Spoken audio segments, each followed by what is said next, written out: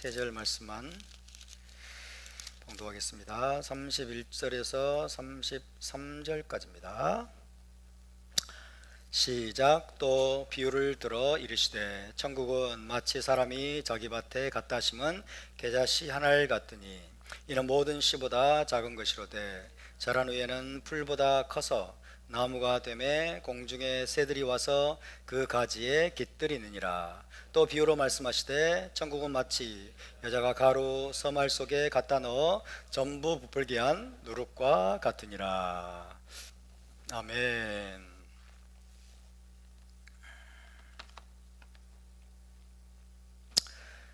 네, 이번 주는 민수기 마지막 두 개의 파라샤를 우리가 공부했습니다.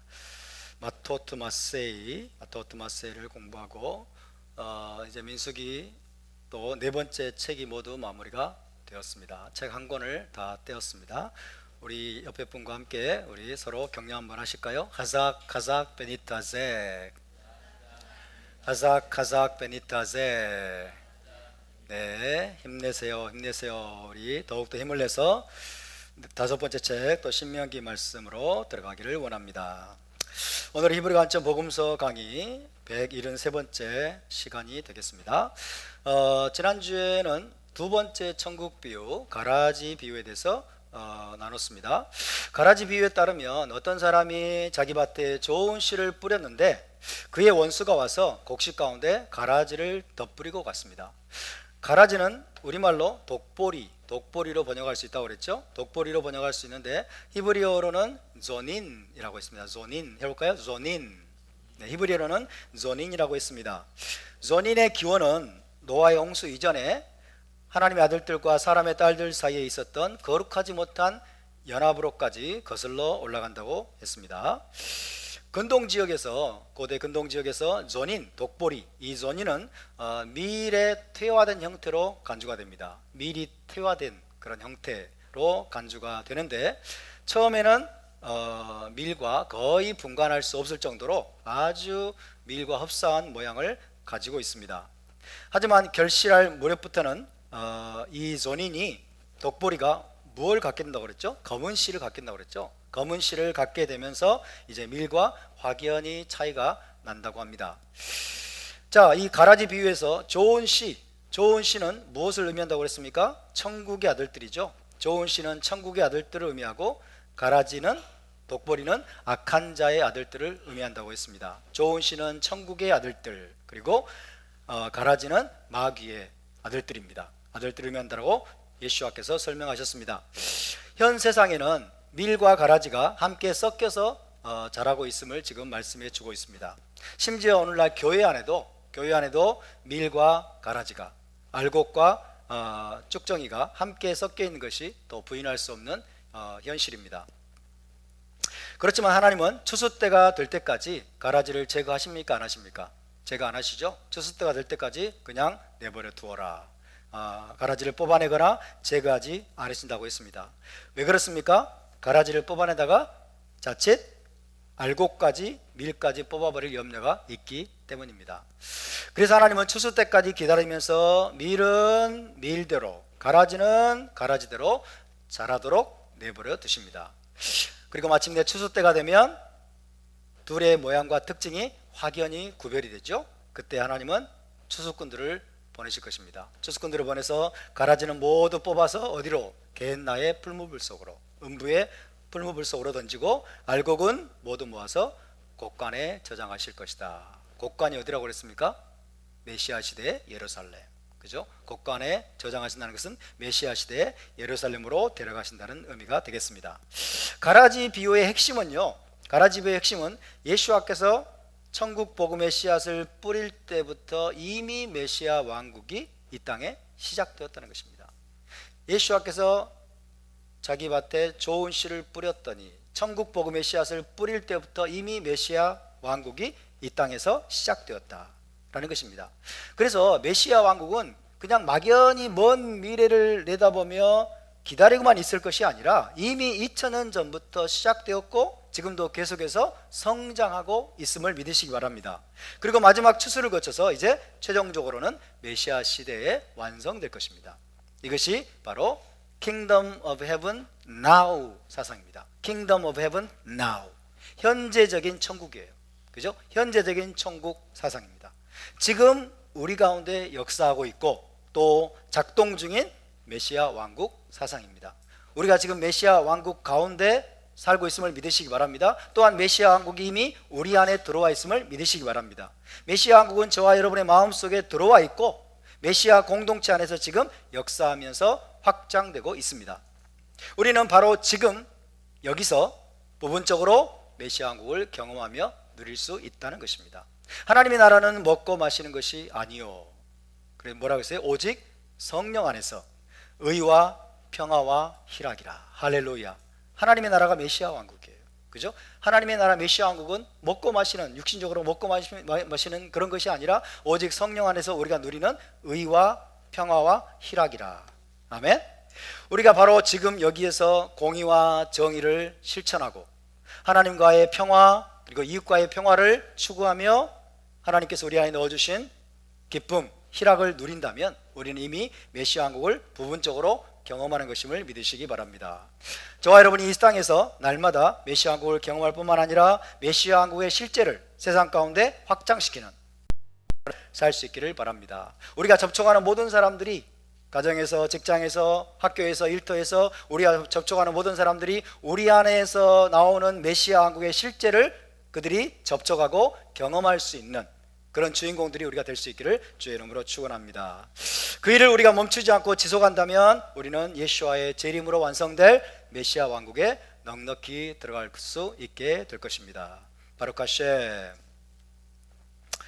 자, 이제 43절을 함께 다시 한번 읽어보겠습니다. 43절입니다. 시작. 그때 의인들은 자기 아버지 나라에서 해와 같이 빛나리라. 귀 있는 자는 들으라. 그때는 뭐예요? 메시아 왕국 때에, 그죠? 메시아 시대에 의인들은 자기 아버지 나라에서 해와 같이 빛나리라. 귀 있는 자는 들으라. 메시아 시대가 시작이 되고 인자가 다시 오실 때, 예수와께서 다시 오실 때 추수꾼 천사들이 땅 사방 끝에서부터 의인들을 불러 모을 겁니다. 의인들을 불러 모을 것입니다. 그리고 그에 관해서 주님은 말씀하십니다. 그때에 의인들은 자기 아버지 나라에서 해와 같이 빛나리라. 아버지 나라가 어디입니까? 메시아 왕국입니다. 그죠? 예루살렘에서 시작되는 메시아 왕국에서 해와 같이 빛날 것이다. 저는 이 말씀을 너무 좋아해요. 그래서 제가 헌금 기도할 때 꼭 이 말씀 하잖아요. 그죠? 해와 같이 빛나게 하소서. 해와 같이 빛나는 자들이 되게 하소서. 메시아 왕국에서.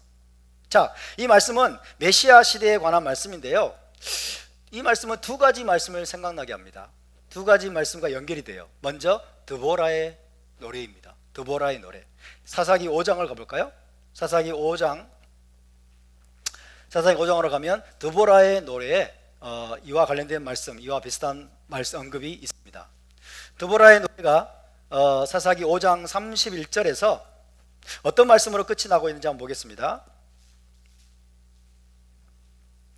사사기 5장 31절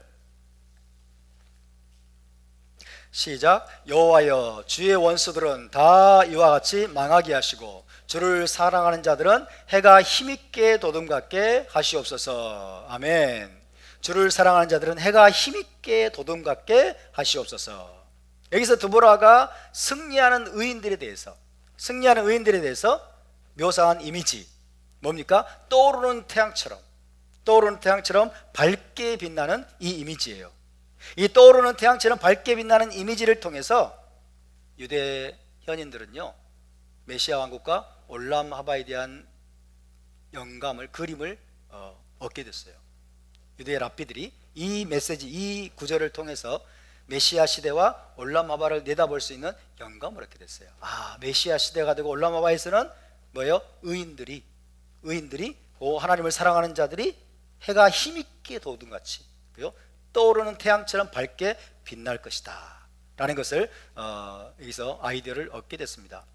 또 예수와께서 변화산에 올라가서 제자들 앞에서 변화되신 모습에 대해서 마태복음 17장이 묘사합니다. 찾아볼까요? 예수와께서 변화산에 올라가 제자들 앞에 변화되신 모습, 마태복음 17장 2절 말씀을 우리 함께 봉독합니다. 시작. 그들 앞에서 변형되사 그 얼굴이 해같이 빛나며 옷이 빛과 같이 희어졌더라. 할렐루야. 그 얼굴이 해같이 빛나며 옷이 빛과 같이 희어졌더라. 부활하신 예수와의 모습입니다. 부활하신 예수와의 모습이 얼굴이 해같이 빛난다. 또 계시록 1장으로 가면 부활하신 예수와를 사도 요한이 만난 모습이 묘사되어 있습니다. 계시록 1장 가봅시다. 계시록 1장 16절입니다. 부활하신 후에 예수와의 모습이, 예수와께서 요한에게 나타나셨는데 뭐 어떻게 묘사하고 있는지 봅시다. 계시록 1장 16절입니다. 16절 시작. 그의 오른손에 7별이 있고 그의 입에서 좌우에 날선 검이 나오고 그 얼굴은 해가 힘있게 비치는 것 같더라. 아멘. 그 얼굴은 해가 힘있게 비치는 것 같더라. 여기서도 부활하신 예수와의 얼굴이 눈부신 태양처럼 빛나는 모습이었습니다. 부활하신 예수와, 그분은 이미 우리보다 앞서서 메시아 왕국에 들어가시고 또 올라마바에 들어가신 것을 믿으시기 바랍니다. 우리도 그분과 같이 되리라는 것입니다. 우리도 그분과 같이 될 것이다. 다니엘서를 보면요, 메시아 왕국이 무엇으로 시작된다고 나와 있을까요? 다니엘서에 죽은 자의 부활로 시작될 것을 예언하고 있습니다. 다니엘서 12장 2절을 봅시다.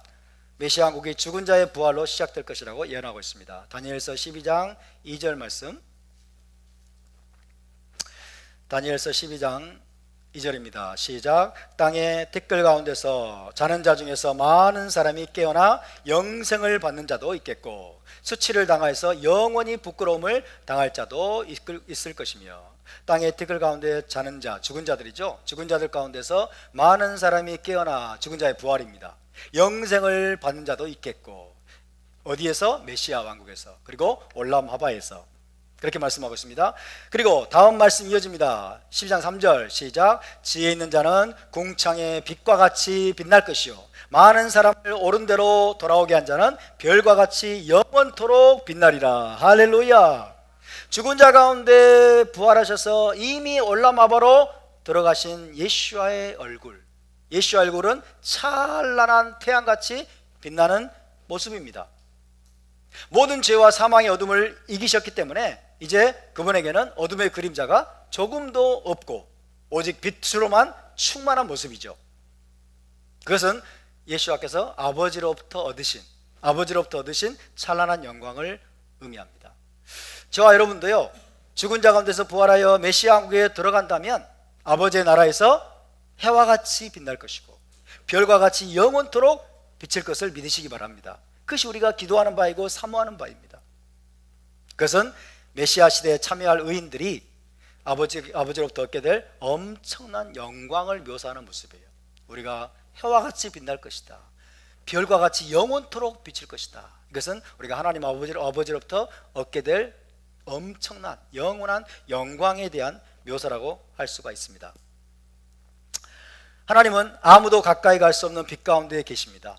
아무도 가까이 갈 수 없는 빛 가운데 계신 그 아버지의 영광, 그리고 그의 아들 예수와의 영광을 덧입어서 메시아 시대에 들어간, 메시아 왕국에 들어간 의인들도 그 나라에서 찬란하게 빛나는 존재가 될 것을 여러분 믿으시기를 바랍니다. 그리고 주와 함께 보좌에 앉아 다스리는 권세도 얻게 될 것입니다. 그러니까 해와 같이 빛나는 자들이 될 것이다 라고 하는 것은 어떤 권세와 또 영광을 의미합니다. 그래서 주와 함께 보좌에 앉아 다스리는 권세를 얻게 될 것이라는 말씀과 연결이 되죠. 계시록 2장으로 가볼까요? 계시록 2장 26절에서 27절을 읽어보겠습니다. 계시록 2장 26절에서 27절. 우리 함께 봉독합니다. 시작. 이기는 자와 끝까지 내 일을 지키는 그에게 만국을 다스리는 권세를 주리니 그가 철장을 가지고 그들을 다스려 질그릇 깨뜨린 것과 같이 하리라. 나도 내 아버지께 받은 것이 그러하니라. 할렐루야. 저와 여러분 모두 메시아 왕국에서 만국을 다스리는 권세를 얻을 수 있기를 바랍니다. 그리고 아버지의 나라에서 해와 같이 혹은 별과 같이 찬란하게 빛나는 존재가 될 수 있기를 주의 이름으로 축원합니다. 할렐루야. 메시아 왕국이 기다려지지 않습니까? 메시아 왕국이 속히 왔으면 좋겠어요. 요즘 세상이 너무나 어지럽고 혼란스럽고 또 괴로운 일들이 많은 것 같습니다. 메시아 왕국에서 정말 하나님의 영광의 빛으로만 충만한 그 나라에 우리가 다 들어갈 수 있기를 바랍니다. 자, 이제 마태복음 13장 31절에서 32절을 다 함께 읽어보겠습니다. 31절 32절입니다. 시작. 또 비유를 들어 이르시되 천국은 마치 사람이 자기 밭에 갖다 심은 겨자씨 한 알 같으니 이는 모든 씨보다 작은 것이로되 자란 후에는 풀보다 커서 나무가 되매 공중의 새들이 와서 그 가지에 깃들이느니라. 아멘. 자, 천국 비유 세 번째 비유입니다. 세 번째 비유는 겨자씨 비유입니다. 첫 번째 비유는 씨 뿌리는 자의 비유, 두 번째 비유는 가라지 비유, 세 번째 비유는 겨자씨 비유입니다. 자, 세 번째 이 겨자씨 비유와 네 번째 누룩 비유입니다. 네 번째 비유는, 그죠? 세 번째 겨자씨 비유와 네 번째 누룩 비유는 상당히 유사점을 가지고 있죠. 자, 겨자씨 비유,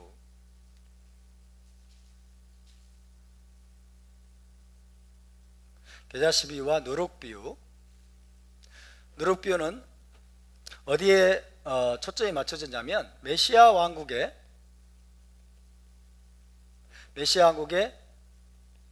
성장과 확장에 초점이 맞춰져 있습니다.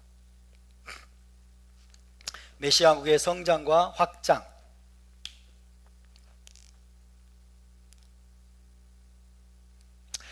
자, 먼저 우리가 이해해야 될 것은요, 아담과 하와의 타락 이후에, 아담과 하와가 범죄하고 타락한 이후에 이 지구는 사탄의 왕국이 되었습니다. 사탄이 통치권을 찬탈해 갔습니다. 그런데 하늘의 왕국, 메시아 왕국이죠. 하늘의 왕국은 예수와의 사역을 통해서 이 지구상에 침략의 형태로 다시 심어지기 시작했다는 거예요. 이 땅이 어둠 가운데, 그죠? 죄와 악과 어둠 가운데 가득하게 되었고 사단이 지배하는 그런 세상이 되었는데, 예수와께서 오심으로 말미암아 하늘 왕국이, 메시아 왕국이 침략의 형태로 이 땅에 다시 심어지기 시작했다는 사실입니다. 누가복음 4장 5절 6절을 제가 읽어드립니다. 누가복음 4장 5절 6절 이렇게 돼 있어요. 마귀가 또 예수와를 이끌고 올라가서 순식간에 천하 만국을 보이며 이르되 이 모든 권위와 그 영광을 내가 네게 주리라. 이것은 내게 넘겨준 것이므로 내가 원하는 자에게 주노라. 마귀가 그랬어요. 자, 천하 만국의 권세와 영광을 누가 마귀한테 넘겨줬어요? 아담이, 그죠?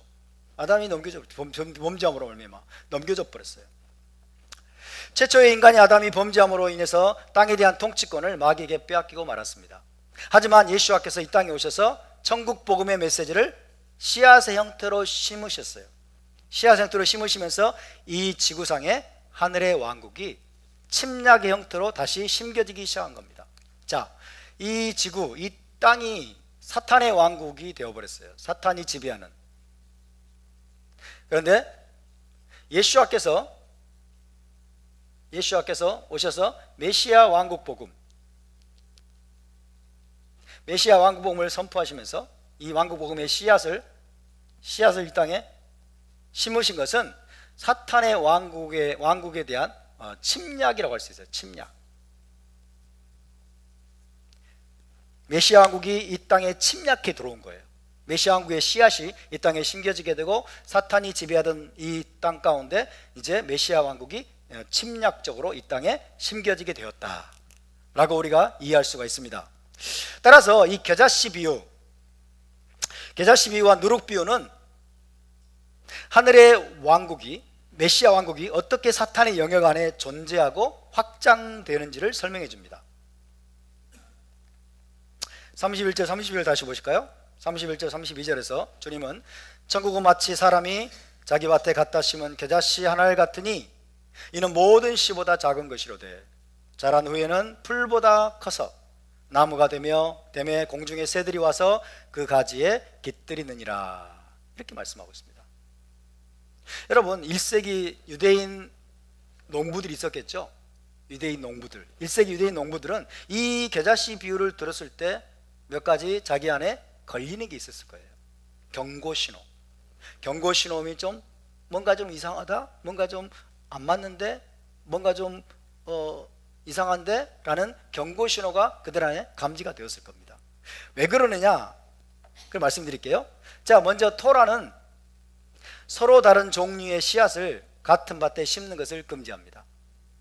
이해되시죠? 서로 다른 종류의 씨앗을 같은 밭에 심는 것을 금지합니다. 레위기 19장 19절을 제가 읽어드립니다. 레위기 19장 19절, 너희는 내 규례를 지킬지어다 내 가축을 다른 종류와 교미시키지 말며. 호랑이와 사자를 교미시키는 것 옳은 일일까요? 그래서 라이거를 만들어내. 있을 수 없는 일이죠. 이것은 하나님의 창조 질서를 파괴하는 거죠. 내 가축을 다른 종류와 교미시키지 말며, 내 밭에 두 종자를 섞어 뿌리지 말며, 두 재료로 직조한 옷을 입지 말지며. 섞지 말라는 거죠. 겨자씨는 곡식밭에 의도적으로 심을 만한 것이 아닙니다. 겨자씨를 밭에다가 심을 수가 없어요. 겨자씨를 심으면 안 돼요. 그것은 토라를 어기는 행위이기 때문입니다. 만약에 곡식밭에다가 겨자나무를 심게 되면 그것은 모든 허브 식물 중에 가장 크게 자라나요. 그리고 다른 곡식 작물을 압도해 버려요. 그러면서 그 위에 이제 그늘을 들이워 가지고 다른 곡식들이 최적으로 성장하는 것을 방해하고 가로막아 버려요. 그래서 이 정상적인 상태라면 겨자나무를 곡식이 자라는 밭에다가 심는 것은 금지가 되죠. 심을 수가 없습니다. 그래서 이 곡식들이 자라는 밭에다가 겨자나무를 심는다. 밭에다가 겨자나무를 심는 행위 자체가, 심게 되면 이 겨자나무는 밭에다가, 곡식이 자라는 밭입니다. 밭에다가 겨자나무를 심는다. 그렇게 되면 이 겨자나무는 한마디로 말하면 이것이 그 자체가 침략적인 어떤 종이 될 수 있어요. 밭에 침략해 들어가는 이 겨자나무가 침략적인 종으로 간주가 되는 것입니다.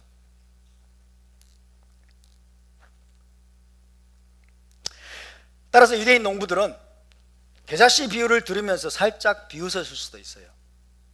살짝 비웃었을 수도 있습니다.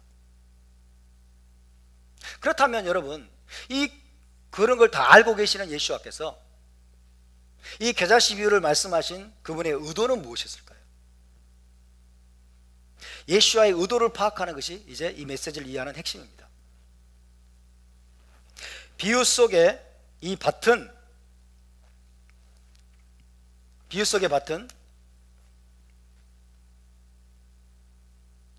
사탄의 왕국인 세상을 나타내죠. 세상을 나타냅니다. 사탄이 지배하는 세상. 비유 속의 밭은 사탄의 왕국인 세상을 의미하고요. 하나님께서는 사탄이 이미 자신의 씨앗을 뿌려놓은 이 밭에, 그죠? 이 세상에 사탄이 이미 자기의 씨앗을 뿌려놓은 이 밭에 하늘의 왕국인 겨자씨를 심으십니다. 겨자씨는 하늘의 왕, 메시아 왕국을 의미해요. 그죠? 그러니까 사탄이 자기의 모든 씨앗들을 뿌려놓은 이 사탄이 지배하는 이 세상에다가 하나님께서 예수와를 통해서 하늘의 왕국, 즉 메시아 왕국의 씨앗을 심으신 거예요. 이게 뭡니까? 이게 바로 침략적인 행위죠. 그죠? 사탄의 왕국을 침략해 들어오시는 그 행위를 말합니다. 그래서 마치 하나님께서 사탄의 왕국을 침략하는 행위와 마찬가지 행위처럼 예수와를 통해서 메시아 왕국 복음의 씨앗을 이 땅에 심으신 거죠. 겨자씨와 같이. 그래서 곡식밭에 겨자씨를 심는 것이 뭐라고 그랬어요? 침략적인 종으로 여겨진다고 그랬죠. 곡식밭에 겨자씨를 심는 것이 침략적인 종으로 여겨지는 것처럼 겨자씨와 같은 천국복음 말씀의 씨앗, 겨자씨와 같은 천국복음의 말씀의 씨앗은 이 땅에 역시 침략적인 종과 같습니다. 그죠? 사단이 지배하는 이 세상 가운데 우리 주님께서 메시아 왕국 복음의 씨앗을 심으신 것은 이 세상에서 침략적인 그런 종과 같다라고 할 수가 있겠습니다. 따라서 예수와께서 이 땅에 오셔서 메시아 왕국 복음을 선포하신 것은 사탄의 왕국을 침략하는 행위와 같은 것이었습니다. 뿐만 아니라 천국의 구성원인 예수와의 제자들, 저와 여러분이 포함해서 천국의 구성원인 예수와의 제자들, 예수와의 제자들도 게자씨와 마찬가지로 이 세상에서 침략적인 종이라고 할 수 있어요. 우리가 바로 침략적인 종입니다. 이 세상을 침략하는, 이 세상의 모든 영역들을, 어둠의 영역들을 우리가 침략해 들어가는 주님께서 심으신 씨앗들입니다. 할렐루야. 예수와께서 심으신 여러분 천국의 씨앗들, 우리는 침략적인 종이라는 사실을 우리는 기억해야 됩니다. 아멘. 천국 복음을 받은 예수와의 제자들이 성장하고 성숙함에 따라서 천국은 사탄의 영역을 점점 압박하게 되고 사탄의 악한 왕국의 성장을 계속 방해하게 될 것입니다. 그리고 사탄의 왕국을 점점 무너뜨리게 될 겁니다. 따라서 여러분, 계자씨는 굉장히 작은 거죠. 계자씨는 굉장히 작은 거지만은 이 계자씨는 결국 사탄의 왕국을, 너무나 작은 거지만 사탄의 왕국을 위협하는 시한폭탄과 같은 거예요. 이렇게 표현할 수 있습니다.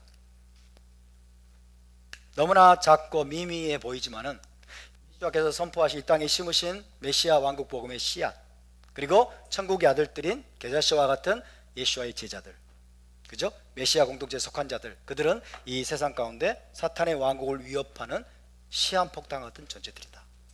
할렐루야. 예수께서 이 땅에 오셔서 작은 시한폭탄을 던지신 그 시점이 바로 메시아 왕국 복음을 선포하신 겁니다.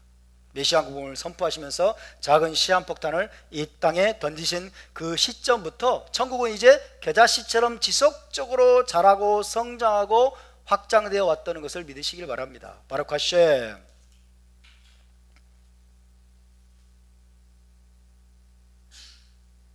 여러분, 랍비 예수와께서는요, 이 천국 비유를 말씀하시면서 듣는 사람들의 지금 기대와 사고를 전환하기를 원하셨어요. 1세기 유대인 청중들, 유대인 무리들, 그들의 사고와 기대를 이제 바꾸어 놓기를 원하셨어요. 전환하기를 원하셨어요. 예수와의 추종자들은, 예수와를 따랐던 무리들은 예수와께서 로마를 무너뜨리고, 당장에 로마를 무너뜨리고 모든 나라를 지배하는 왕국이나 제국을 세우기 위해서 거대한 군사 작전을 이끄실 것을 기대했어요. 마샤크 벤 다비드라고 생각을 했기 때문에 이제 세계 평화를 이루기 위해서, 이스라엘을 회복하기 위해서 예수와께서 로마를 무너뜨리고 이 땅에 영원한 평화의 제국, 평화의 나라를 세우시기 위해서 거대한 군사작전을 감행할 것을 기대했습니다. 누구처럼? 바로 고코바가 했던 것처럼. 하지만 예수와는 그 최종 구속의 날이 이르기 전에 이미 그때부터, 그 시점부터 시작되고 있는 천국의 의미를 전달하기 시작했어요. 천국은 너희가 기다리고 고대하는 바로 그런 것만이 아니다. 그것은 먼 미래에 있을 일이지만 지금 너희가 기대하는 이 천국은 겨자씨처럼 너무나 작고 미미하게 보이지만은 이미 나의 메시아 왕국 복음의 선포를 통해서 메시아 왕국이 시작되었고 자라나고 있고 성장하고 있다는 것을 주님은 그들에게 가르쳐 주기를 원하셨어요. 할렐루야. 여러분, 그분은요, 예수와는 자신을 따르는 무리들이 현 시대 안에서 메시아 왕국을 붙잡기를 원하셨어요. 현 시대 안에서. 주님은 침례 요한과 자신이 이스라엘 안에서 시작하신 이 회개 운동을 하나의 작은 씨앗으로 간주하셨어요. 세례 침례 요한도 뭐라고 그랬어요? 회개하라, 천국이 가까이 왔느니라. 예수와께서도 회개하라, 천국이 가까이 왔느니라. 회개 운동을 시작하셨어요. 수많은 사람들이 침례 요한에게 몰려가서 회개하고 침례를 받았습니다. 예수와께도 와서 또 침례를 받고 예수와를 믿고 따르기 시작했죠. 그 회개 운동, 침례 요한과 예수와께서 시작하신 회개 운동을 주님은 하나의 작은 씨앗으로 간주하신 거예요. 그런데 그 씨앗이 언젠가는 메시아 시대로 혹은 메시아 왕국으로 활짝 꽃피게 될 날이 있다는 것을 믿으시길 바랍니다. 그 씨앗을 주님은 겨자씨로 지금 비유하신 거예요. 겨자씨로 비유하셨습니다. 겨자씨는 메시아 왕국을 의미하기도 하고요, 천국의 아들들을 의미하기도 합니다. 겨자씨는 메시아 왕국을 의미하기도 하고 천국의 아들들을 의미하기도 합니다. 유대 현인들은, 유대 랍비들은 종종 작은 것을 설명하기 위해서 계자씨를 사용하곤 했다고 합니다. 계자씨를 예를 들어서 아주 작은 것을 설명하는 것이 유대 랍비들의 관행이었다고 합니다. 계자씨처럼 예수와를 따르는 자들은 아주 작고 하찮은 것처럼 보였습니다. 1세기 유대인들 가운데 예수와를 따르는 자들은 너무나 그 존재가 미미했습니다. 아주 작고 하찮은 것처럼 보였습니다. 하지만 작은 계자씨처럼 예수와의 제자들을 통해서 퍼져나간 메시아 왕국 운동은 정원에서 가장 큰 나무가 될 때까지 성장하도록 예정되어 있었고 지금까지 성장해 왔음을 믿으시기를 바랍니다. 할렐루야. 여러분, 예수와는요 많은 나라들을 거느리는 많은 나라들을 거느리는 거대한 제국을 설명하시기 위해서 다니엘서의 이미지를 빌려 오셨는데요. 다니엘서의 이미지. 그 전에 먼저 마가복음 4장 32절을 한번 봅시다. 마가복음 4장 32절. 마가복음 4장 32절을 보겠습니다. 시작. 심긴 후에는 자라서 모든 풀보다 커지며 큰 가지를 내나니 공중의 새들이 그 그늘에 깃들일 만큼 되느니라. 아멘. 큰 가지를 내나니 공중의 새들이 그 그늘에 깃들일 만큼 되느니라. 거대하게 자란 겨자나무예요. 거대하게 자란 겨자나무는 뭘 의미할까요? 거대한 왕국, 거대한 제국을 의미해요. 그리고 그 그늘에 깃들이는 공중의 새들은 뭘 의미할까요? 그 그늘에 깃들이는 공중의 새들은 세상 모든 나라들을 의미합니다. 그러니까 메시아 왕국이 거대한 나라, 거대한 제국으로 성장할 것이고 장차 세상의 모든 나라들이 그 그늘에 깃들이게 될 것이다. 이것을 말씀하는 거죠. 자, 그런데 이 이미지가 어디에서 왔냐는 거예요. 다니엘서로 가볼까요? 다니엘서 4장 20절, 22절, 20절부터 21절 보겠습니다. 거대한 나무가 자라나고 공중의 새들이 그 그늘에 깃들이게 된다 라는 말씀이 다니엘서 4장에 나오고 있습니다. 다니엘 4장 20절에서 22절을 봅니다. 다니엘 4장 20절에서 22절. 시작. 왕께서 보신 그 나무가 견고하여지고 그 높이는 하늘에 닿았으니 땅 끝에서도 보이겠고 그 잎사귀는 아름답고 그 열매는 많아서 만민의 먹을 것이 될 만하고 들짐승은 그 아래에 살며 공중에 나는 새는 그 가지에 깃들었나이다. 왕이여, 이 나무는 곧 왕이시라. 이는 왕이 자라서 견고해지고 장대하사 하늘에 닿으시며 권세는 땅끝까지 미치심이니이다. 아멘. 거대한 나무에 대해 설명하고 있습니다. 그 나무가 자라서 견고해지고 높이는 하늘에 닿았고, 그렇죠? 그러면 들짐승은 그 아래에 살며 공중에 나는 새는 그 가지에 깃들었나이다. 그죠? 다니엘이 지금 해석한 이 느부갓네살의 꿈이에요. 느부갓네살의 꿈에 따르면 하늘에 닿을 만큼 거대하게 자란 나무, 이 나무는 무엇을 의미합니까? 느부갓네살이 다스리는 바벨론 왕국이에요. 그죠? 느부갓네살이 다스리는 바벨론 제국이었습니다. 그리고 이 거대한 나무의 가지에 공중에 나는 새들이 깃들었나이다 그랬죠? 공중에 나는 새들이 깃들인다는 것은 뭘 의미할까요? 세상 모든 나라들이 바벨론 제국의 통치를 받으며 그 그늘 아래 살게 될 것이라는 뜻입니다. 아멘입니까?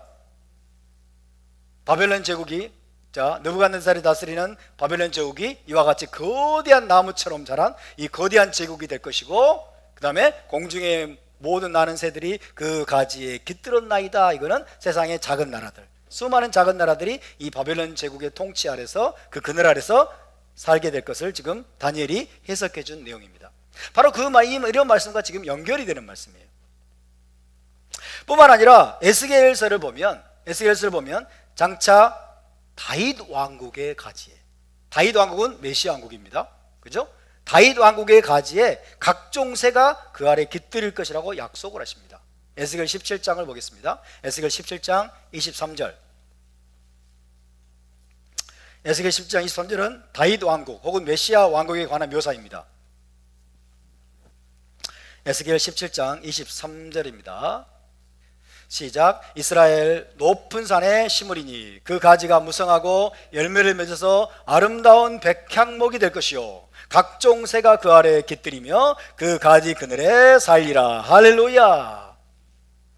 그 가지가 무성하고 열매를 맺어서 아름다운 백향목이 될 것이요. 이거는 뭐예요? 다윗 왕국이에요. 이 다윗 왕국은 장차 올 메시아 왕국이에요. 그런데 메시아 왕국이 그렇게 아름다운 백향목처럼 거대한 나무가 될 것이고 각종 새가 그 아래에 깃들이며 그 가지 그늘에 살리라 라고 말씀하고 있죠. 바로 이 예언이 최종적인 메시아 왕국의 모습입니다. 자, 이 예언처럼 메시아 왕국이 이 땅에 마침내 세워지게 되면 거대하게 자란 거대한 나무로 자라난 겨자나무, 그죠? 그 겨자나무 가지에 공중의 새들이 깃들인 것처럼 세상 모든 나라들이 메시아 왕국의 그늘 아래 살아가게 되리라는 것이 바로 예수와의 말씀입니다. 자, 거대한 백향나무에 공중의 모든 새들이 깃들이며 그 가지 그늘에 산다는 것은 세상 모든 나라들이, 그죠? 이 땅에 있는 모든 나라들이 메시아 왕국의 영왕권 아래, 메시아 왕국의 통치 아래 살 것을 말씀해 주고 있는데 겨자씨 비유가 바로 그걸 말씀해 주고 있는 거예요. 그죠? 자란 다음에는 거대한 나무가 돼가지고 공중의 새들이 거기에 깃들이게 된다라고 하는 것은 이 겨자나무가 뭐예요? 메시아 왕국이에요. 거대하게 자란 이 겨자나무는 메시아 왕국이고 공중의 새들이 깃들이게 된다는 것은 세상의 모든 나라들이 이제 이 메시아 왕국의 그늘 아래 살게 될 것을 주님께서 말씀해 주고 있는 것입니다. 할렐루야. 오늘날 우리는 작은 겨자식물과 같은 천국이 혹은 예수와의 제자 공동체가 언젠가는 사탄의 왕국을 능가할 것이라고 하는 확고한 믿음을 가져야 됩니다.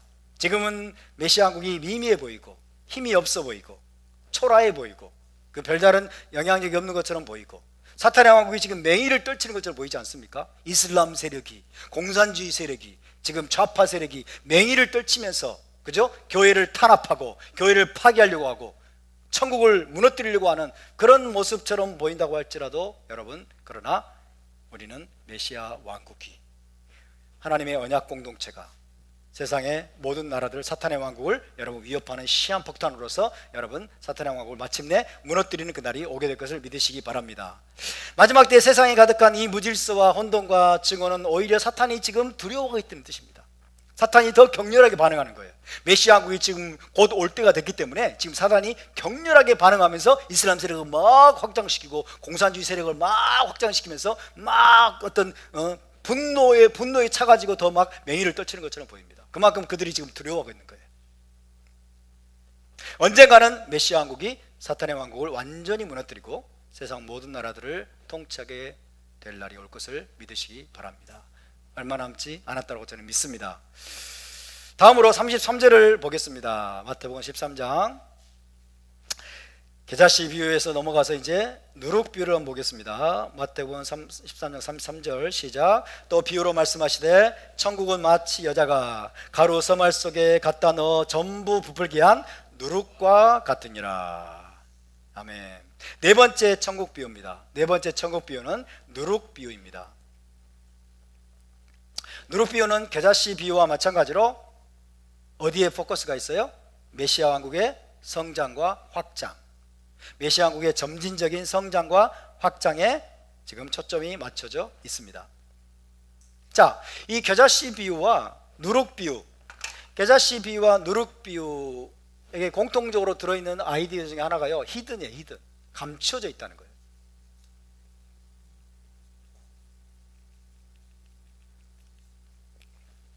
너무 작아서 눈에 잘 띄지도 않는 거예요.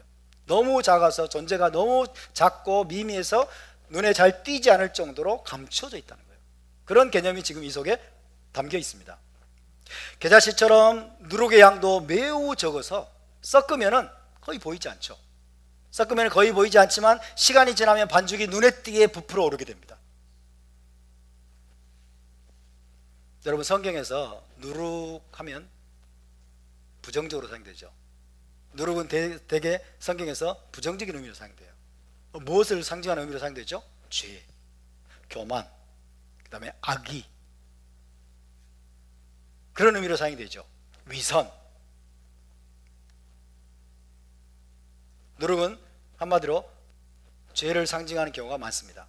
하지만 예외적으로 천국 비유에서는 이 누룩이 지금 긍정적인 것으로 사용됩니다. 누룩 비유에서는 이 누룩이 긍정적인 것으로 사용이 돼요. 어떤 의미일까요? 아주 작고 거의 보이지 않는 것이지만 시간이 지남에 따라 점점 확산되고 확장되는 것, 그런 의미를 전달하기 위해서 주님께서 지금 누룩을 지금 가지고 오십니다. 너무 작고 존재감이 너무 미미하지만 시간이 지남에 따라 점점 확장되고 확산이 되고 성장하는 그런 것으로 지금 주님께서 지금 사용을 하고 계십니다. 이 비유에서, 누룩 비유에서 예수와는 자기 자신을 밀가루 서말을 가지고 빵을 만드는 여인에 비유하셨어요. 밀가루 서말을 가지고 빵을 만드는 여인, 그 여인으로 자기 자신을 비유하십니다. 서말, 그러니까 우리말 한국식으로 번역한 것 같아요. 서말. 서말은 얼마입니까? 히브리적으로 하면 세서아입니다. 세서아. 스아라고 하죠. 스아라는 표현을 쓰죠. 세말, 한말, 두말, 세말, 세서아. 세서아가 어느 정도냐? 밀가루 서말 혹은 세서아는 대략 30리터쯤 된다고 합니다. 30리터. 상당한 양이에요. 30리터면. 이 밀가루 세서아를 가지고 빵을 만드는 여인, 그게 바로 예수아입니다. 마치 여인이 큰 밀가루 반죽 속에 적은 양의 누룩을 집어넣는 것처럼, 아주 적은 양의 누룩을 집어넣는 것처럼 예수와께서도 세상 가운데 메시아 왕국 복음을 선포하신 거예요. 메시아 왕국 복음을 집어넣은 거죠. 아주 적은 양의 누룩을 집어넣는 것처럼 메시아 왕국 복음을 선포했어요. 그러니까 이 메시아 왕국 복음의 메시지가 사실 누룩과 같은 거예요. 그죠? 누룩이 밀가루 반죽 전체에 퍼지는 것처럼 메시아 왕국도 온 세상에 퍼질 것이다. 온 세상에 퍼질 것이다 라는 것을 지금 전달해 주고 있는 겁니다. 갈라디아서 5장 9절을 읽어드립니다. 갈라디아서 5장 9절에 이런 말씀이 있죠. 적은 누룩이 온 덩이에 퍼지느니라. 적은 누룩이 온 덩이에 퍼지느니라. 그래서 이것은 예수께서 누룩이라는 개념을 지금 도입하신 것은 뭐예요? 확산입니다. 확산. 급속도로 확산되고 점진적으로 확장이 되어서 온 덩어리, 온 세상에 가득하게 되는, 메시아 왕국이 결국에는 온 세상을 가득 채우는 그 날이 있을 것을 주님께서 말씀해 주고 있는 것입니다. 할렐루야. 자, 이 말씀처럼 마침내 메시아 왕국의 통치권과 영향력이 온 세상에 가득하게 될 것입니다. 겨자씨 비유와 마찬가지로 랍비 예수와는 메시아 왕국의 초라한 시작 혹은 아주 미미한 시작을 설명하시기 위해서 누룩 비유를 사용하셨습니다. 즉 예수와께서 천국 복음의 말씀을 심었을 때는 그것이 아주 작고 보잘것없는 모습으로 시작되었지만은 점진적으로 성장하고 확장하는 중간 과정이 있습니다. 중간 과정, 그죠? 성장 과정, 확장하는 중간 과정을 거친 후에 마침내 메시아 시대에 가서 완전하게 실현될 것이라는 그런 의미를 지금 담고 있습니다. 따라서 주님께서 전달하려고 하는 메시지는 이런 것 같아요. 너희는 작고 보잘것없고 초라한 시작을 결코 무시하지 말아라. 지금 메시아 왕국이 잘 보이지도 않는 것 같고 느껴지지도 않는 것 같고 사탄의 왕국에게 천국이, 메시아 왕국이 때로는 패배하는 것 같고 교회가 너무나 힘이 없어 보이고, 그래도 너희는 작고 초라한 시작을 멸시하지 말아라. 무시하지 말아라. 보이지 않게 성장하고 확장되어가는 과정을 결코 너희는 가볍게 여기지 말라 라는 의미를 내포하고 있습니다. 할렐루야. 메시아 시대가 마침내 도래할 때쯤이 되면 천국 복음 메시지로 시작된 이 메시아 왕국 운동이 거의 온 세상에 퍼져 있을 겁니다. 할렐루야. 지금 여러분 메시아 왕국 복음이, 천국 복음이 거의 온 세상에 지금 퍼져 있지 않습니까? 거의 지금 이 복음이 온 세상에 전파됐어요. 이제 우리는 머지않아 마침내 메시아 시대가 시작되는 것을 우리 두 눈으로 똑똑히 목도하게 될 겁니다. 예수께서 여러분 속히 오실 것을 우리는 믿습니다. 아멘. 그러면 세상 모든 나라들이 무너져 내릴 것이고, 또 세상 모든 나라들이 메시아 왕국의 그늘 아래, 영향권 아래 살게 될 것이고, 하나님의 통치권 아래 전 세계적인 평화의 시대가 이 땅에 시작될 것을 믿으시기를 바랍니다. 그때까지 저와 여러분이 여러분 믿음으로 인내하고 믿음의 선한 싸움을 싸우고 우리의 믿음을 끝까지 지키면서 토라에 대한 충성, 예수와에 대한 충성을 우리가 지켜낼 수 있기를 주의 이름으로 축원합니다. 자, 오늘 여기까지 말씀을 나누고